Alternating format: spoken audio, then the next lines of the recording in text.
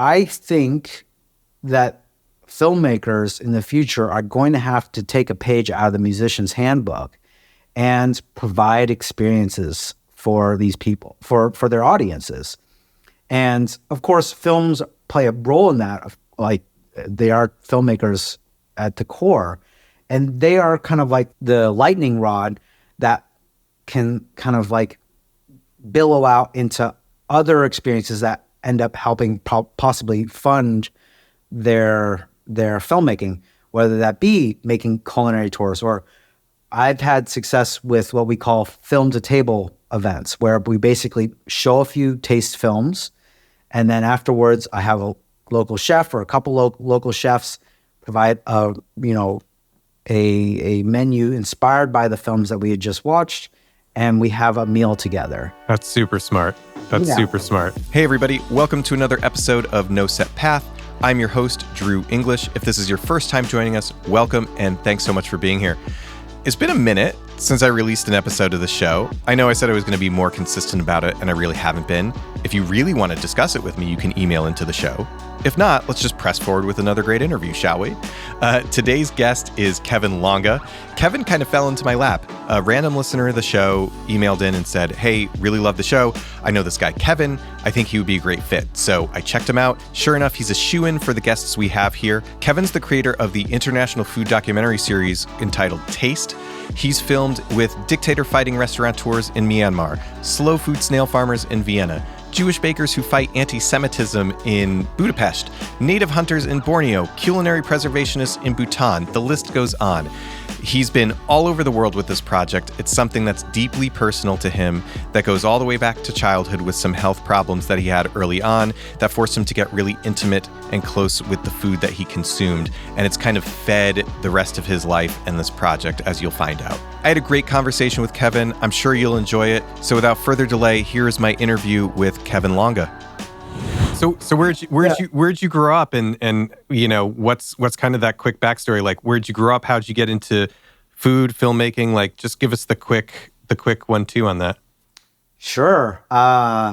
Well, so I grew up in the Bay Area, not exactly San Francisco, just a little south of it, on the peninsula, and kind of like halfway between San Francisco and Palo Alto.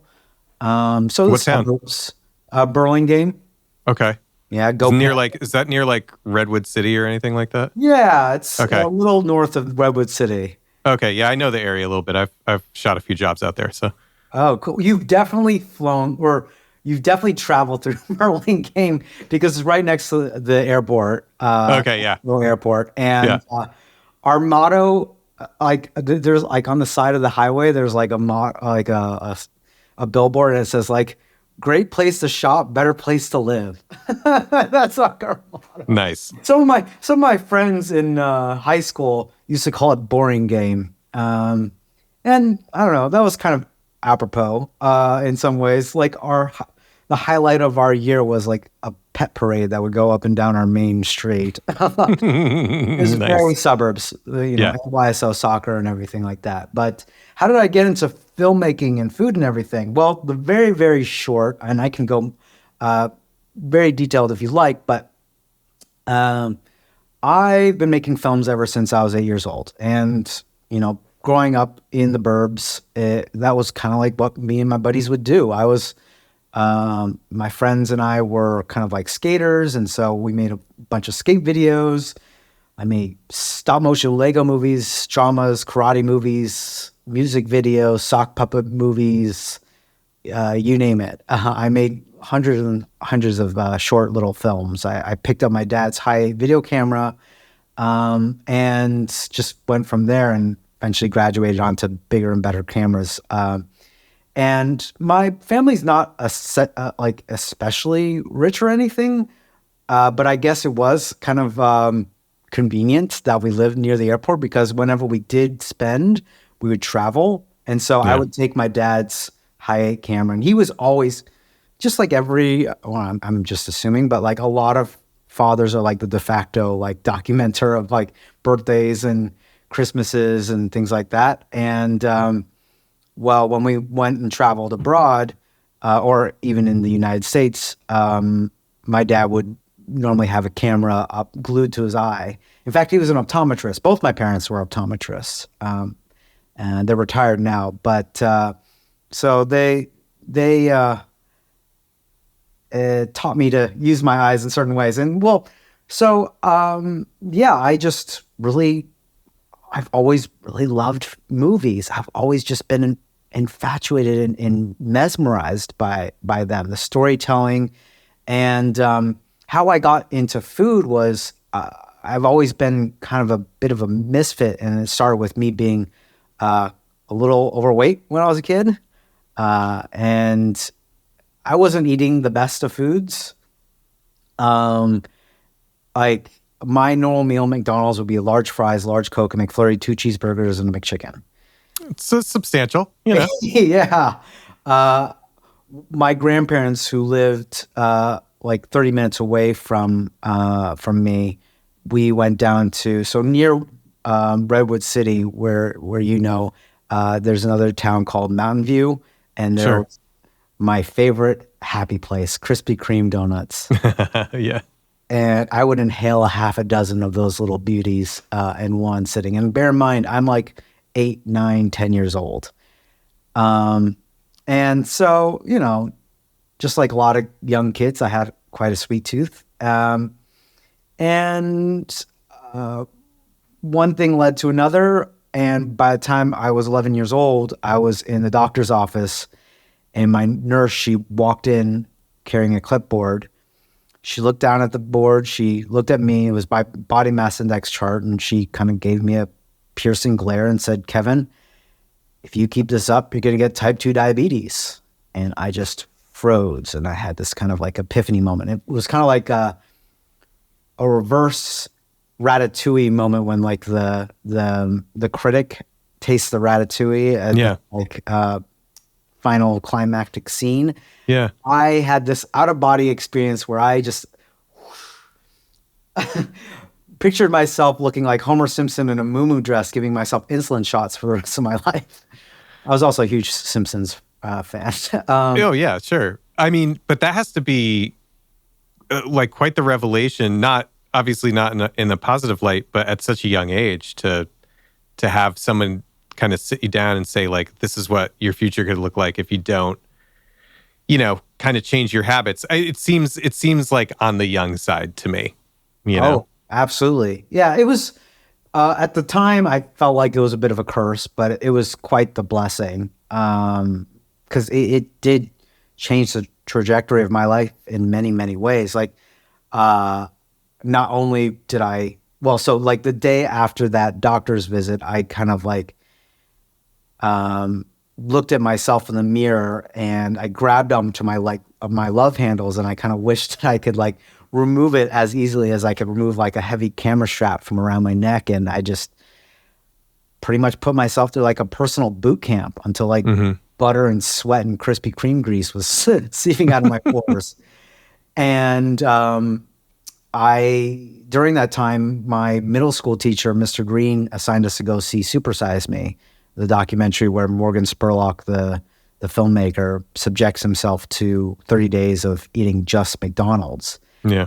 And that was quite a fateful moment, because then I realized, because bear in mind, I'm 11 years old. And before that, a lot of my movie diet was, Hollywood movies and things, narrative films. Of course, I watched a few documentaries, but it really wasn't part of my, my diet then, my media diet. I think that makes perfect sense. That you're like, that's kind of the pivot age where you're starting to like consume different kinds of things, different media, and so on.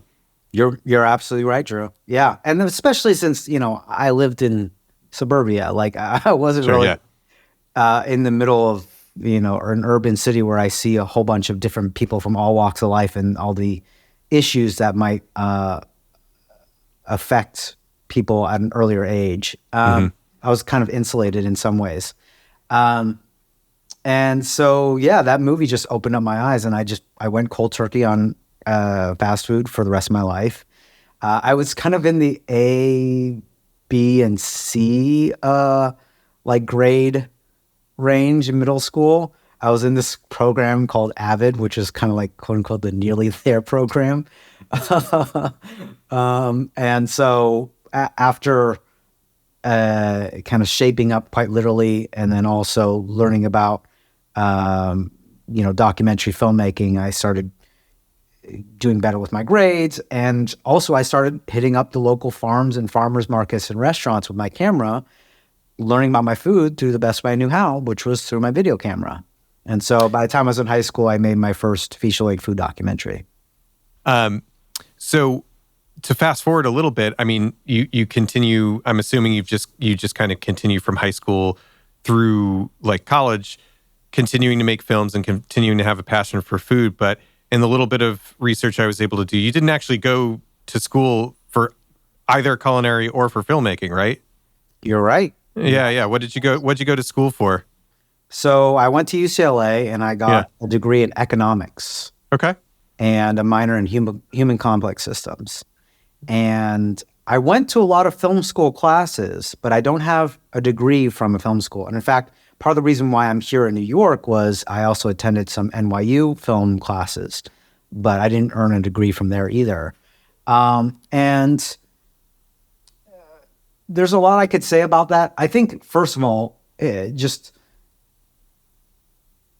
I had some doubts going in. Like, I applied to a bunch of schools. I did fairly well by the end of high school. And I was applying to a number of programs.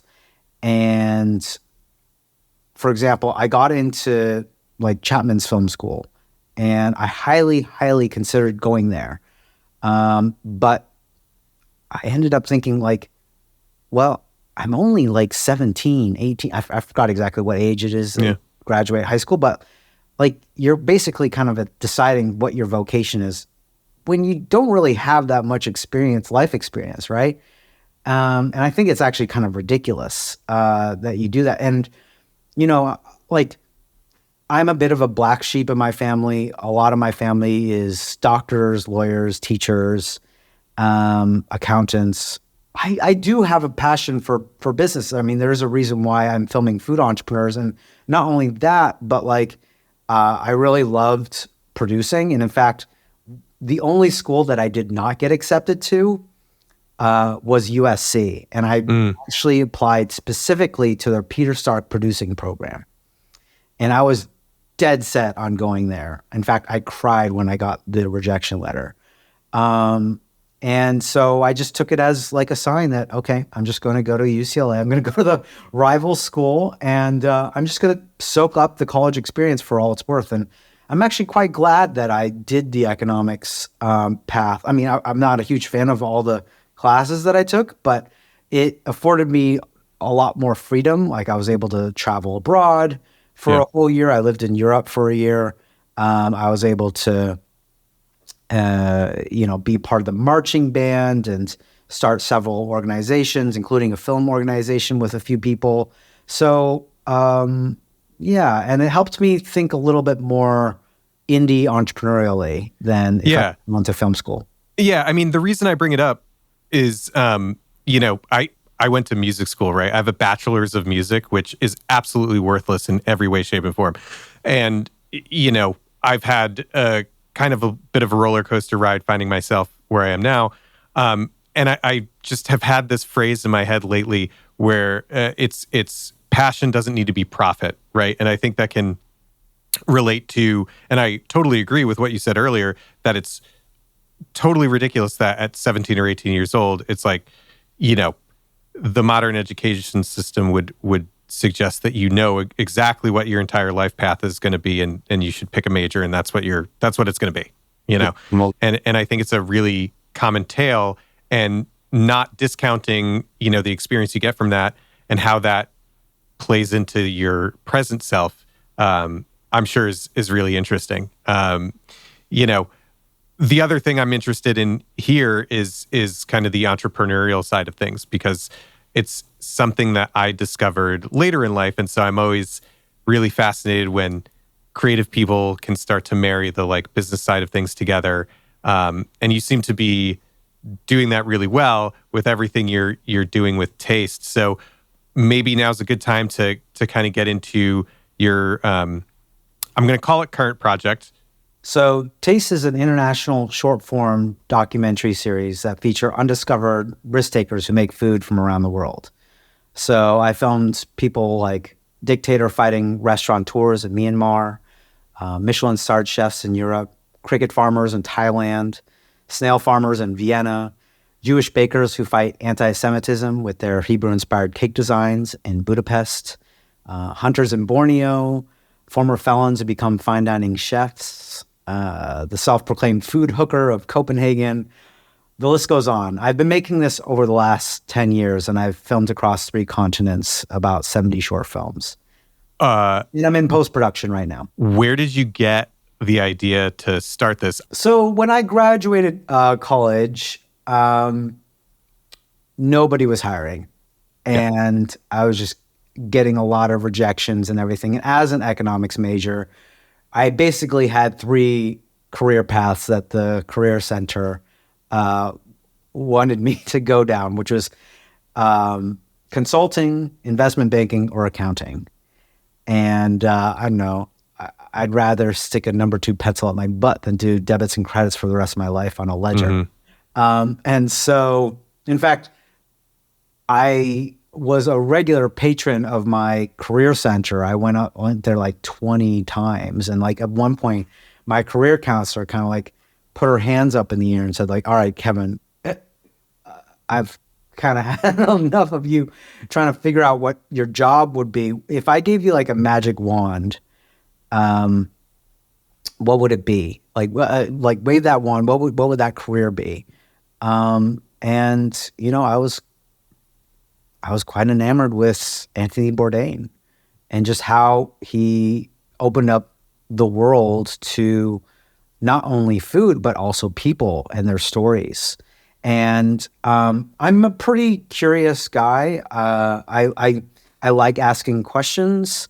And I see that you are also a person who likes to ask questions. And also just a little side note, like, even though you did learn music and you like as your baseline education, I actually think that's a wonderful foundational education for not just the arts, but also for life. Like I actually think everything is music. And what I mean by that is our heartbeats are music. How we communicate with one another is music. There's a musical phrase that's a question and then a response, right? And editing and filmmaking is music. Even when there is no music in a movie, it's music. Like a great example is Portrait of a Lady on Fire, a French movie. Mm-hmm. There's no soundtrack. There's 2 diegetic songs in the storyline, like Vivaldi's 4 Seasons, and then one song that's like sung by a choir of women around a fire. But the editing, like it takes place in a mansion, an old French mansion along the coastline, and there's like creaky floorboards and the turning of a knob, and that leads to tension. It leads to some kind of musicality, and especially, of course, also with documentaries, like you need to have that musicality of it. Like great documentaries a lot of times come down to access, like the access of who you can film with, the characters, the protagonists you're featuring, and editing. And music is huge to get like that emotional response from an audience. I'm curious to know how many analogies people have drawn between you and what he was doing. It seems similar in some ways. Obviously, what you're doing with Taste is its own thing. I met Bourdain once in a very obscure way. I was working part-time in an Apple store, and I checked him into the family room in Grand Central Station. And that's about it. He's very, very tall man. Very tall man. That's what I've heard. Well, you have one more encounter with Bourdain than I've ever had. Okay. Not to meet him, unfortunately. Yeah. But you know, his ability to open up the world. Like what I find so wonderful about filming people who make food is that food is just a skeleton key to so many different aspects of the world and of life. Because food, more than possibly any other substance, or I don't know what you want to call it, touches every fabric of our like.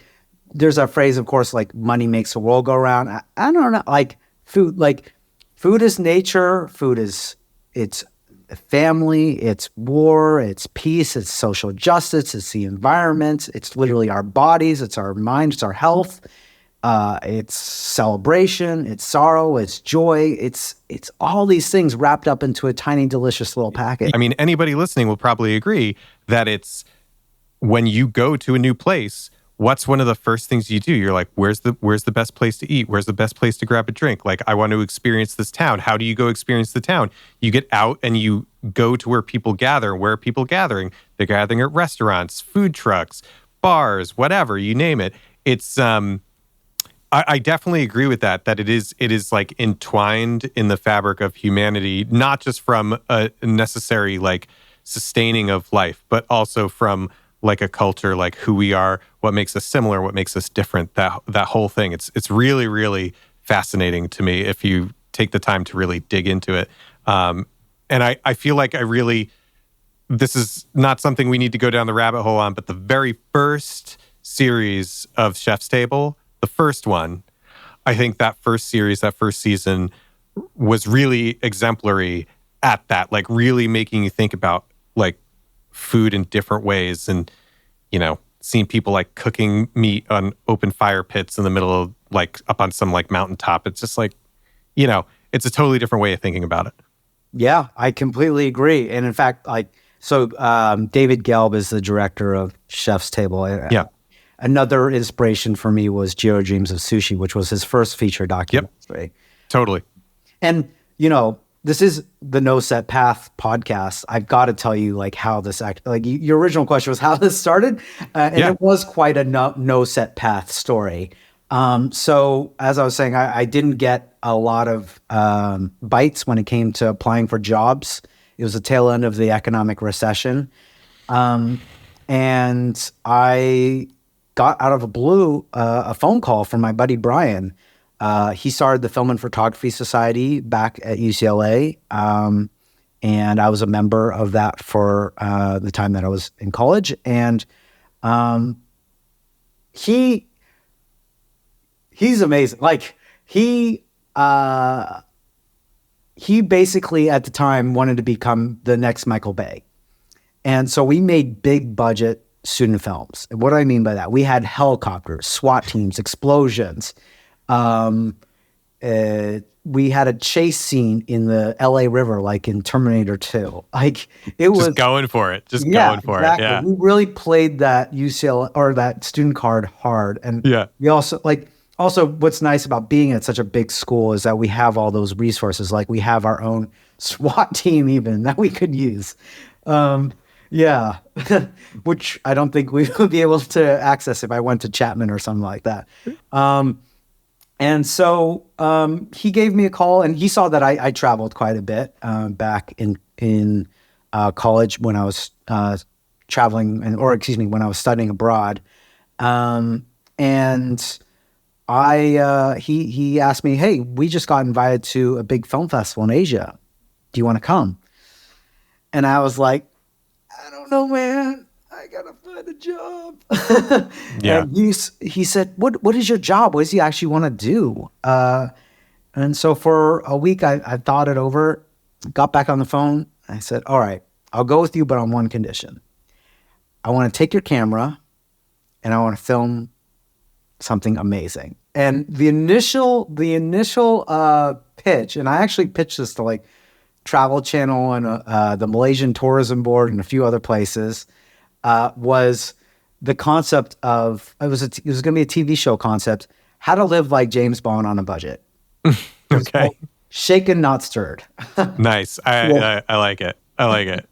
I mean, we both love James Bond, and in fact, that's part of the reason I got into movies in the first place. Was as a young uh, like pre-adolescent kid, like James Bond was my jam. Mm-hmm. And so I initially started pitching that out, but I got no bites. And so I get to Asia, I get to Singapore, Malaysia, and I have a GoPro and a Canon 5D. And I'm like, all right, well, I'm just going to start shooting. And what's amazing about Southeast Asia, which is where we mostly filmed around, or where we mostly traveled around, was food is abundant on the streets. People are cooking fresh ingredients and fresh foods right in front of you. Woks sparking and sizzling with rice and cilantro and mung beans and everything. And so what I would do often was I would film people making their foods. And then when I get the food, I would put down my camera and I would start talking with the people who made the food for me. And I just met such amazing, wonderful people. Like, for example, in Cambodia, I met a chef who lived through the Pol Pot Khmer Rouge genocide. Yeah. Oh, wow. And he actually, like, the first dish that we ordered was a fried tarantula. And I wondered, like, what's the origins of this dish? And apparently he developed that recipe during the time when there was great starvation. There was just no food. And then I went on to learn that his restaurant is actually, teaching and cultivating the talent of young, marginalized kids who are helping bring about a new era of Cambodian cuisine. And one of the first recipes he teaches them is this tarantula recipe. Wow. Yeah. So there's stories like that, but there's also stories like I met Janice Wong for the first time, who is arguably one of the best pastry chefs in the world.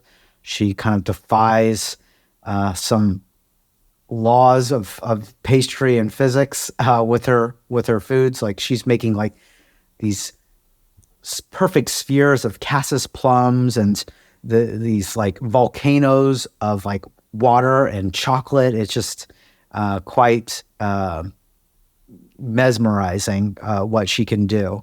And so, I had a bunch of footage by the time I was over in Southeast Asia for like 3 months. It was a bunch of like beautiful B-roll type footage. I didn't have any kind of footage to like make an actual documentary, but I had all these contacts.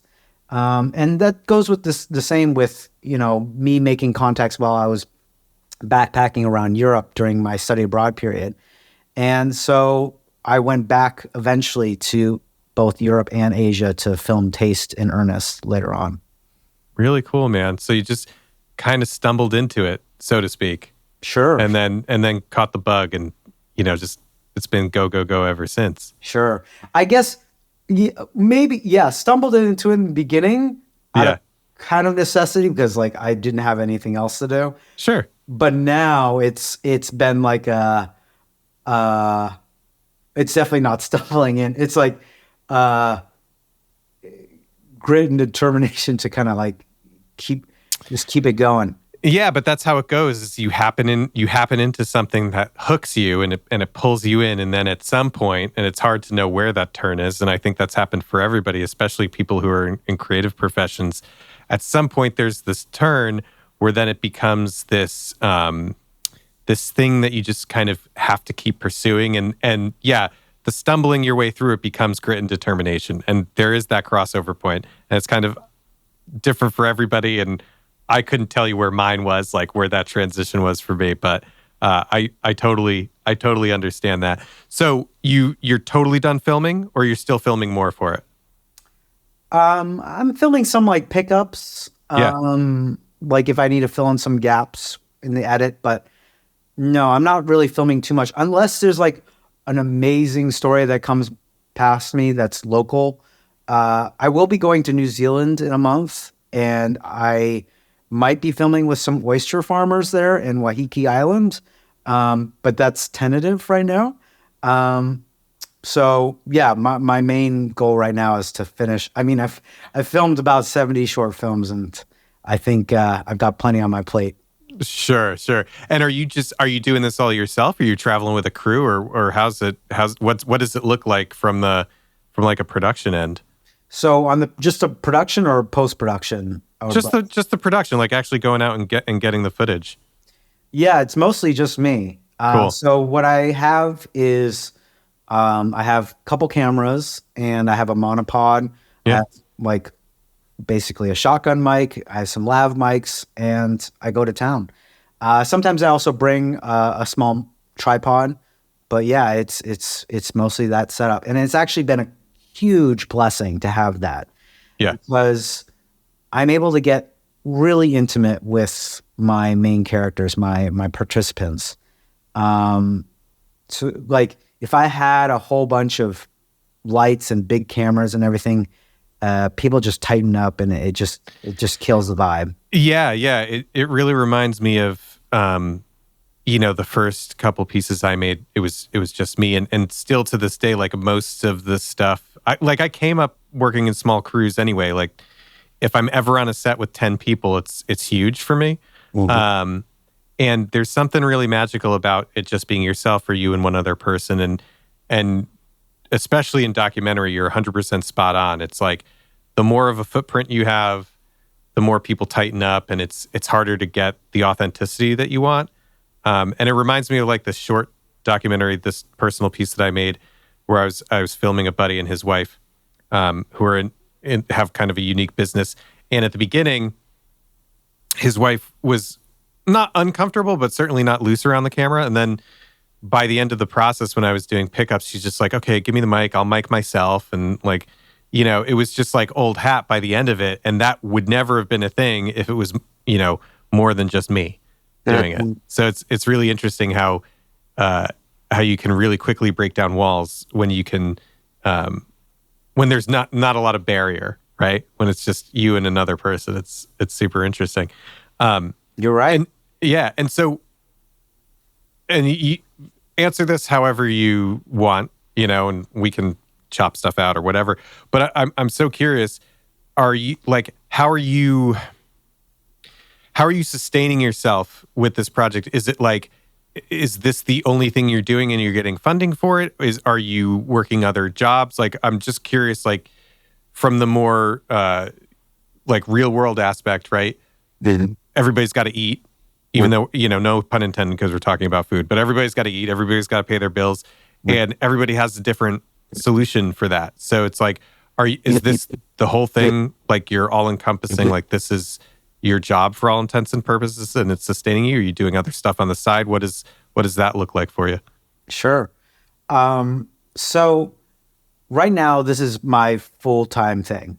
Great. It wasn't always. And bear in mind, like traveling in Southeast Asia or traveling in certain parts of the world is actually cheaper than living in America. Totally. I think my biggest asset is my frugality. Now, I am willing to spend on really high quality people, gear, and the like. Like we talked about before this interview, like I use the same microphone as you do. It's a pretty great microphone. I'm talking to you on a pretty high quality MacBook Pro. I have a pretty great camera and kit and everything like that. But I'm not living extravagantly. I eat a pretty basic, ironic, like when people look at just surface level, what I do, people must be thinking, oh, Kevin's like eating Michelin-starred meals all the time and like, exotic foods and Mai Tais on the beach. That's very far from the truth. I can be very Spartan in my existence. And I'm actually quite happy with it. And it actually, when I have less, I can be more creative. And I can focus on, like, when there's just an abundance of choices, abundance of decisions and things like that, you're just not able to focus and you can't get any shit done. Yeah.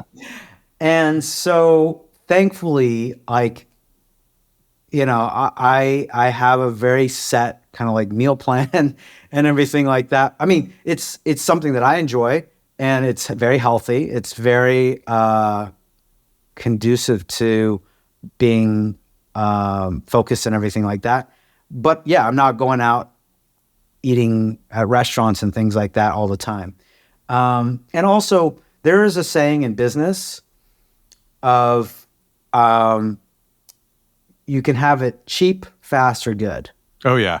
And you only get two. Yeah, exactly. You know the drill. Oh, yeah. And there's a reason why I've been working on this for the last 10 years, right? So that also plays a huge factor. And the biggest financial risk that I've taken is actually moving to New York.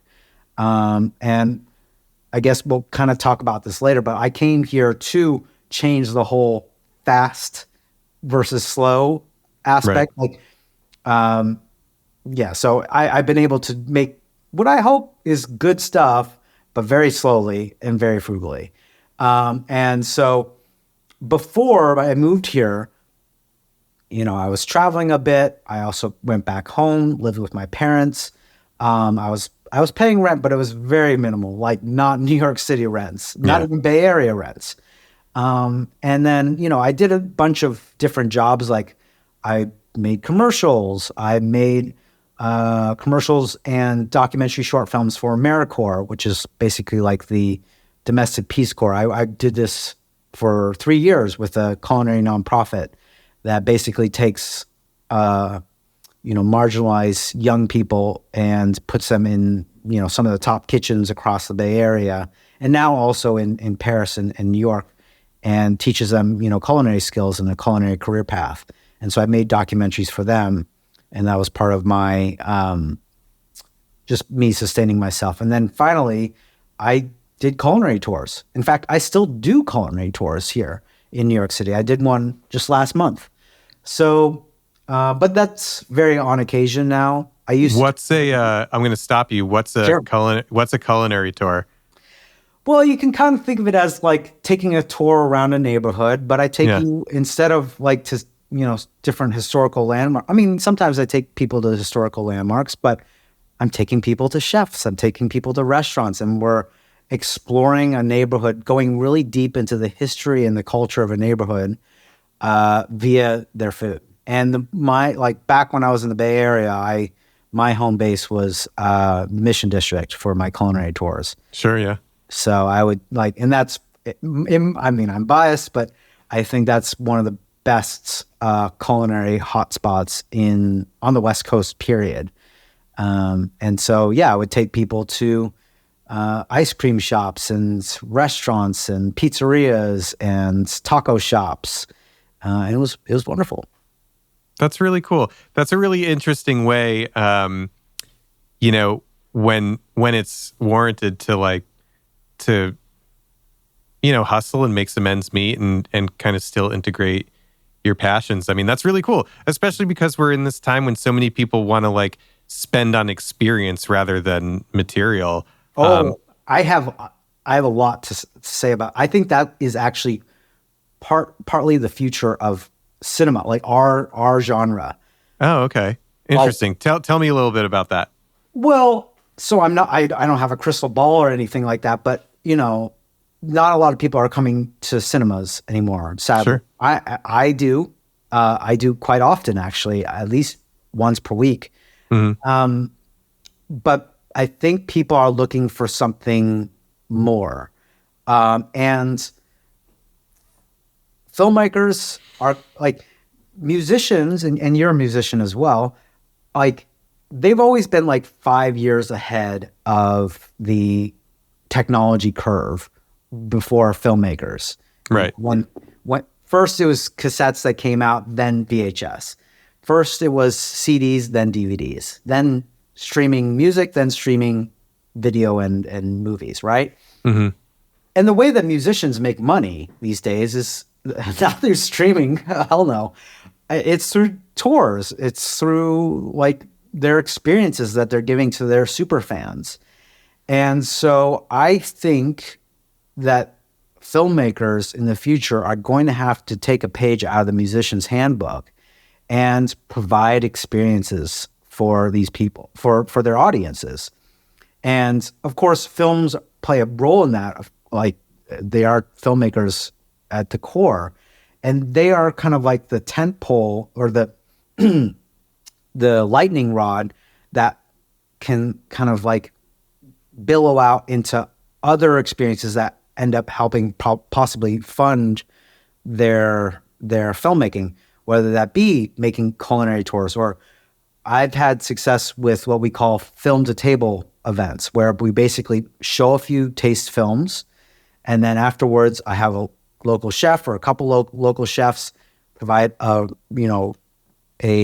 menu inspired by the films that we had just watched, and we have a meal together. That's super smart. That's super smart. And there's so many other ways. Like, it's really boundless. Like, you could have talks. You could bring in local bands. You can bring in somebody who helped make the soundtrack, and you share that experience with a musician, and you create a concert after a movie screening. There is really no limit. We're in this transition period, so people are just not used to it yet. But I think we have the power. Like, at the end of the day, people have no loyalty to these production or like the production companies, the studios, whatever. What people have loyalty to is the artists. Sure. And now more than ever, us artists, we can just make stuff on our own. So, I mean, it's a world of access. It's how do you take advantage of it and make it work for you? I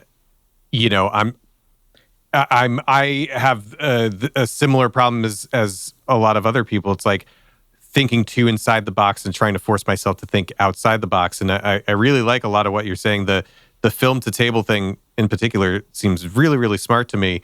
And like building experience off of, what you're doing as a business and as a creator with, making the documentary films and then trying to like leverage that into other things. It's super smart. And it actually makes me think of like, it's probably actually a good segue into like the subject of entrepreneurship. And I don't mean it in the traditional sense of like, sometimes when you say entrepreneurship, people think like, oh, startups in Silicon Valley and like blah, blah, blah.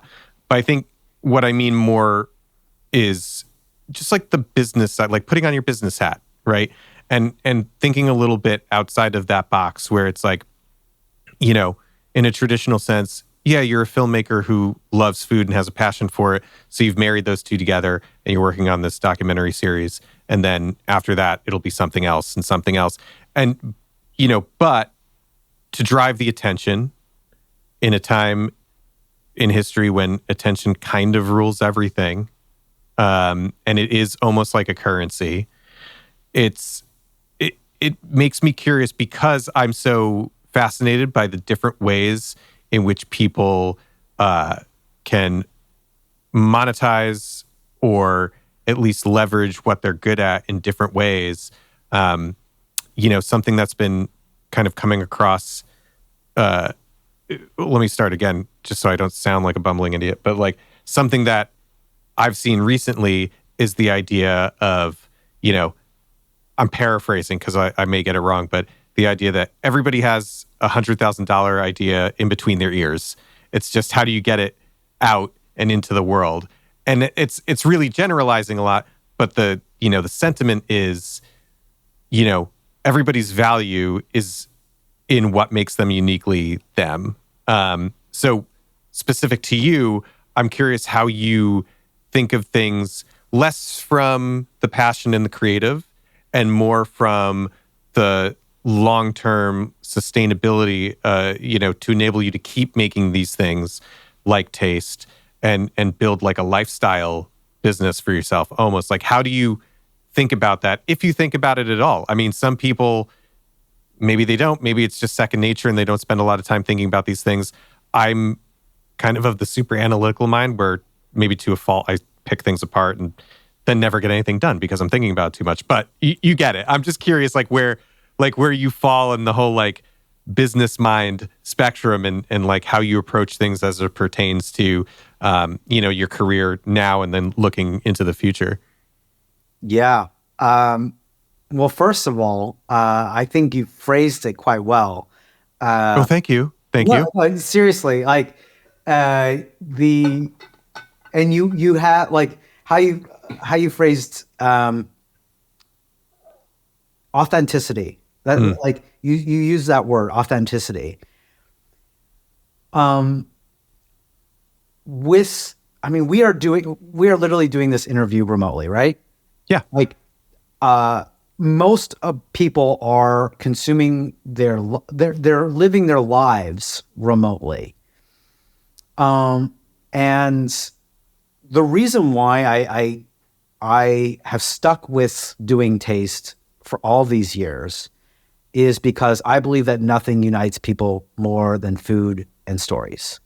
In fact, speaking of Silicon Valley and startups, like in a former life, at the beginning of my journey, I was actually in the Silicon Valley pitching this exact pitching taste to a whole panel of VCs. Like I fed fried worms to legendary venture capitalist Bill Draper, who was like one of the first big VC guys around. He spit it out, but like, and I think people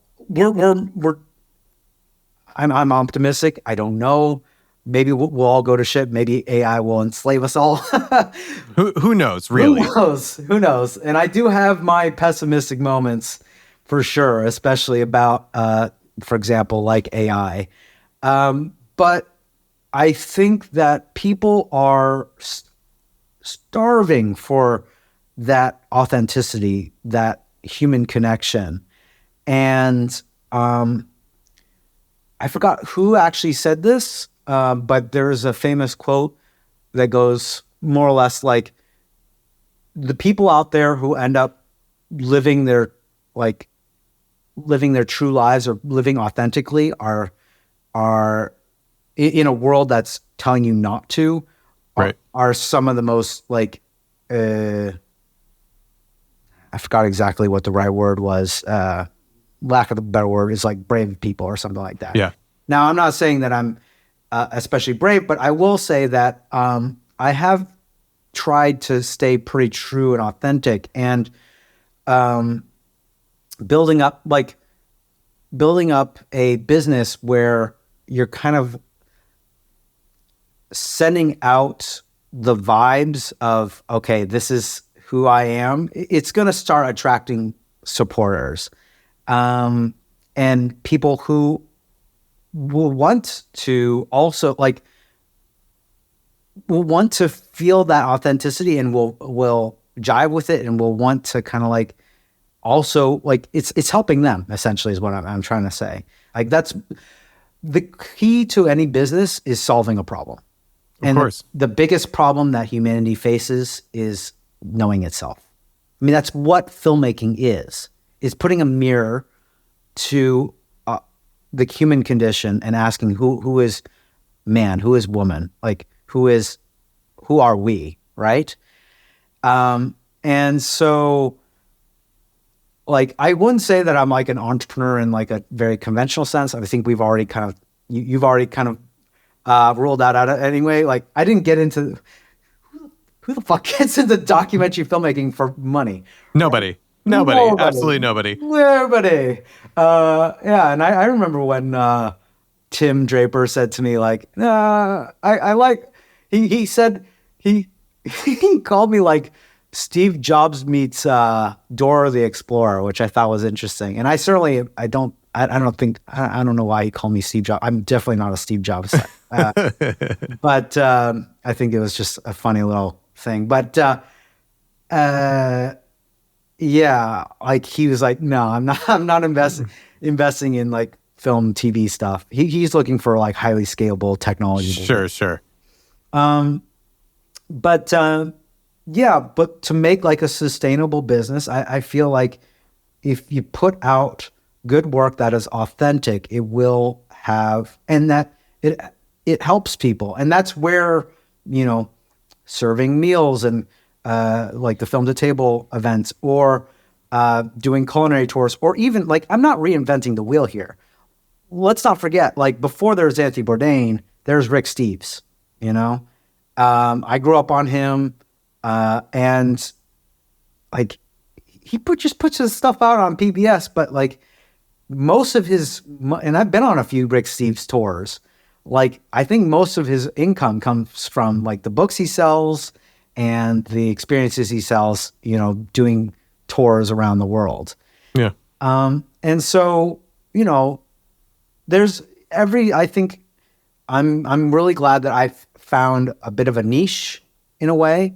I doubt there are culinary tours showing, you know, or excuse me, just tours in general is showing like entrepreneurs. And when I say food entrepreneurs, I mean more than just chefs. Unfortunately, there's no catch-all phrase for like people who make food. Yeah. Not a very eloquent phrase, people who make food. I'm still, after 10 years, still trying to find like food creators, I guess, but I don't know. Creator doesn't, it doesn't. There's not something that just like rolls off the tongue so smooth, you know? Yeah. Like chef, I mean, that sounds, sounds French. It sounds wonderful. Yeah. Oui. Oui, monsieur. And so, like just thinking creatively and helping solve people's problems. And at the core of it, I think with this world of abundance where people are literally like getting their food delivered to them in a box, people are hungering for that authenticity and that connection. Yeah, I agree with that. I totally agree with that. Yeah, help to create. You know, and it's like, it's also just, you know, sometimes it's just as easy as putting a mirror on yourself and saying, well, what is the thing that you're looking for? And if you're looking for that, then I'm sure there's any number of people looking for the same thing. I mean, it's kind of why I started this show in the first place, is because I wanted to have conversations with people I wanted to talk to, because like you said, I am curious, but also it's like, I'm trying to figure myself out. And the best way to figure yourself out is by talking to other people. And so a lot of times, if you're trying to figure things out, just hold up a mirror. And I think that gives you a good reflection, pun intended this time, on what an audience, for lack of a better term, might be looking for. Yeah, actually, you hit a really good note there, Drew. Like when I did do my pitches to like VCs or angel investors back in the day in Silicon Valley, and also now when I'm doing pitches to like people who are funding films, the biggest question that they always ask is, why you? Sure. Right? And what was, well, for them, for the people in Silicon Valley, what was the problem that you had that you want to solve? Right? So you're absolutely correct.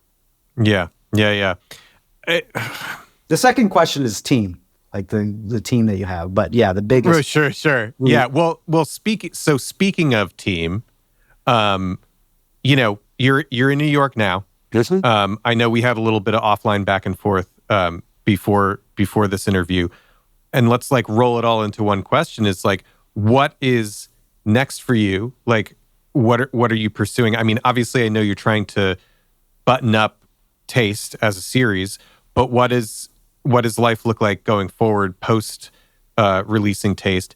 And then I know you're trying to build out a little bit more in New York. So like, what are you looking to do as this kind of next stage of your evolution here? Yeah. I'm building up a production company. And so, yes, I'm still editing the Taste short films that I filmed. And in fact, I'm looking for editors to help edit that. But I'm also building out the commercial side of Taste as well. And so my like primary, like number one hire that I'm looking for right now is a business development teammate to help build out the commercial end. So actually making commercials for clients and things like that. And that's another thing, like touching upon business, you know, one of the key tenets that you learn in business is diversification. Okay. Sure. And unfortunately, the business model of production companies these days is basically catering to 3 clients. Yeah. It's kind of terrible. Yeah. Disney, Netflix, and Warner Brothers. I mean, of course, there's like Paramount, there's Apple, but their slates are very small. And all of these companies, they've lost their, we've reached past peak subscribers, right? Sure. The bubble is gone. And on top of that, there's even like I hear on podcasts like this one service where they'll tell you all the things that you're subscribed to. Like you pay them to tell you what all the things you're subscribed to so that you can save money. If we're at that stage, then you know that like these streaming companies are not getting new subscribers. Right. Yeah. They're losing. And so we have to kind of diversify and think about all the different options. And like creating commercial productions, again, I'm not reinventing the wheel here or anything. I mean, even Martin Scorsese makes, commercials. But I'm here in New York. I've worked with big clients in the past. And so working on commercial productions to help fund our original short films, it's kind of a no-brainer. Yeah. And I mean, to your point, no, you're not reinventing the wheel, but that doesn't really matter because I'm